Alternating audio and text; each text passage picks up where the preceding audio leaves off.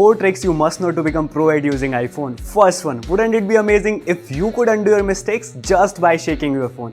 In settings, go to accessibility, go to touch panel and turn on shake to undo. Now you can undo your typo mistakes just by shaking your iPhone.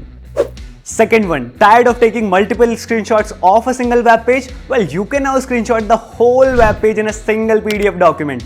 Tap on your screenshot and select the full page. Save it as PDF and here is a screenshot of the web page. Third one, forgot signing your documents before clicking them and worried? Relax buddy, iPhone allows you to place your signatures on your photos and screenshots. Select your photo and tap on the pen icon. Tap on the plus icon and add your signature.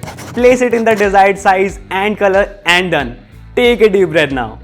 Last one, imagine your phone going into do not disturb mode when you reach your office cabin at 10 am. Convenient, right? Well, you can do that. Just go to focus panel in settings. Inside do not disturb, add automation, select app or time and location when you want your phone to keep quiet and it will not disturb you then and there. Is there any trick to put your life on do not disturb mode? No, you are not that lucky yet, but you can stay tagged by subscribing to us.